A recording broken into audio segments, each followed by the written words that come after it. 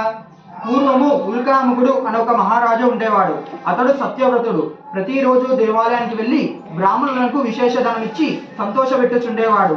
అతని భార్య చాలా సౌందర్యవతి, మంచి గుణము కలది. ఆ దంపతులు ఒకనాడు భద్రశీల నది తీరాన శ్రీ రమాసైత సత్యనారాయణ స్వామి వ్రతం చేస్తూ ఉండగా సాధువు అనొక వైశ్యుడు అనంతమైన ధనంతో ఒక పడవను నింపుకొని వ్యాపారానికి ఆ మార్గం నుండి పోయేటప్పుడు రాజు చేస్తున్న వ్రతాన్ని చూసి తన పడవను ఒడ్డుకు పెట్టి రాజు దగ్గరకు పోయి ఇట్లా అడిగాను, ఓ రాజా, నీవు చేయుచున్న వ్రతం ఏమిటో నాకు తెలుపమని కోరాను. అప్పుడు రాజు ఈ విధంగా అంటున్నాడు కదా, ఓయి వైశ్యుడా, ఇది సత్యనారాయణ స్వామి వ్రతము. సంతానం లేక మేము ఈ వ్రతాన్ని చేయుచున్నాము అని చెప్పి ఆ వ్రతం ఆచరించే విధానం కూడా తెలిపాను. అప్పుడు ఆ వైశ్యుడు రాజు చెప్పిందంతా విని ఈ విధంగా అంటున్నాడు కదా, ఓ రాజా, నాకు కూడా సంతానం లేదు, నేను కూడా స్వామివారి వ్రతాన్ని చేసి సంతానం పొందుతాను అని చెప్పాను. తర్వాత వైశ్యుడు తన వ్యాపారం పూర్తి చేసుకొని ఇంటికి వచ్చి తన భార్య అయిన లీలావతితో రాజు చెప్పిందంతా చెప్పి మనకి కూడా సంతానం కలిగితే స్వామివారి వ్రతాన్ని తప్పకుండా చేద్దామని చెప్పి తన భార్య అయిన లీలావతితో చెప్పి మనకి కూడా సంతానం కలిగితే స్వామివారి వ్రతాన్ని తప్పకుండా చేద్దామని చెప్పాను. ఒకరోజు లీలావతి గర్భవతి నవమాసాలు మోసి 10వ మాసాన ఒక కుమార్తెను కనెను. ఆమె శుక్లపక్ష చంద్రుని ఉండడం చేత ఆమెకు కళావతి అని పేరు పెట్టారు.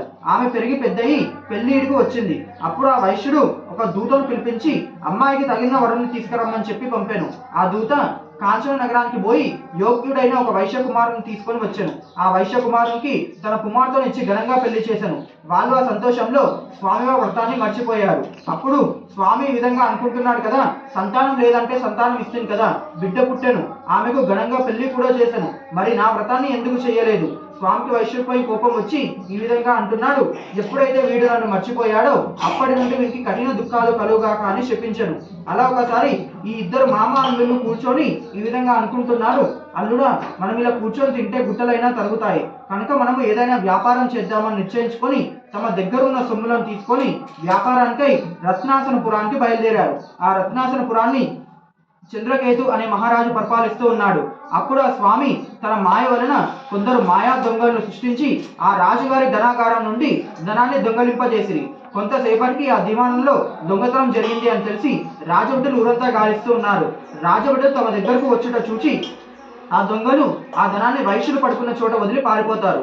రాజభటులు ఊరంతా గాలిస్తూ వైశ్యుల దగ్గరకు వచ్చి ఆ ధనాన్ని చూసి వీలే దొంగలను నిశ్చయించుకొని వారిని కట్టివేసి రాజు దగ్గరకు తీసుకొని పోతారు. రాజు ఏమీ ఆలోచించకుండా వీళ్ళని తీసుకొని వెళ్ళి కారాగారంలో పెట్టమని ఆజ్ఞాపిస్తాడు. ఆ స్వామి మాయ వలన ఈ మామ అల్లులు ఎంత మొత్తుకున్నా వినిపించుకునే వాళ్ళు లేకపోయేది. ఇక్కడ అతని భార్య బిడ్డలు కష్టాల పాలయ్యారు. తినడానికి తిండి లేక ఇంటింట్లో తిరుగుచూ బిచ్చం ఎత్తుకొని బతుకుచూ ఉన్నారు. ఒకనాడు కళావతి బిచ్చం ఎత్తుకుంటూ ఒక బ్రాహ్మణుని ఇంటి ముందరకు వెళ్ళింది. ఆ బ్రాహ్మణుని ఇంట్లో సత్యనారాయణ స్వామి వ్రతం జరుగుతా చూచి కథ విని కీర్తనం తీసుకొని ఇంటికి ఆలస్యంగా వెళ్ళింది. అప్పుడు తల్లి కళావతితో ఇలా అంటుంది కదా, అమ్మాయి ఇంత ఆలస్యం ఎందుకు అయింది అని అడిగాను. అప్పుడు కళావతి ఇలా అంటుంది, ఒక బ్రాహ్మణుని ఇంట్లో సత్యనారాయణ స్వామి వ్రతం జరుగుతుండగా కథ విని తీర్థవ్రతం తీసుకొని వచ్చేసరికి ఆలస్యం అయ్యింది అమ్మ అని చెప్పాను. అప్పుడు లీలావతికి గుర్తుకు వచ్చి తన కుమార్తెతో ఇలా చెప్తున్నది, అమ్మాయి, నీవు పుట్టక ముందు స్వామివారి వ్రతం చేస్తామని చెప్పి ఇప్పటి వరకు ఈ వ్రతాన్ని చేయలేదు, అందుకే మనం ఇన్ని కష్టాలు పడుచున్నాము అని చెప్పింది. అలా తాను కూడా స్వామివారి వ్రతాన్ని చేయాలని నిశ్చయించుకొని బంధువులతో మిత్రులతో కలిసి ఈ వ్రతాన్ని చేసి, ఓ స్వామి, మా తప్పులను క్షమించి నా భర్త అల్లుడు ఎక్కడున్నా సుఖంగా ఇల్లు చేరేటట్టు దీవించమని ప్రార్థించింది.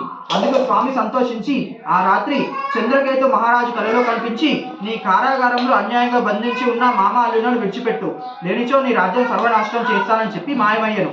మరునాడు ఉదయాన్నే రాజు నిద్ర లేచి సభ చేసి తనకు వచ్చిన కళను సభలోని వారందరికీ చెప్పి ఆ మామ అల్లులను విడుదల చేశాను. వారికి క్షీరాధికం చేయించి కట్టుకోవడానికి కొత్త బట్టలు ఇచ్చి పంచభక్ష ప్రమాణాలు పెట్టి తాను స్వాధీనం చేస్తున్న ధనం కంటే రెట్టింపు ధనం ఇచ్చి మూడు సుఖంగా ఇంటికి వెళ్ళండి అని చెప్పి పంపాను. అలా వైశ్యులు రాజుకు నమస్కారం చేసి సుఖంగా ఇంటికి బయలుదేరారు. ఇది స్కాంద పురాణేన రేవాకాండే తృతీయోధ్యాయ సంపూర్ణం. శ్రీ రమాసైత సత్యనారాయణ స్వామి భగవానికి జై.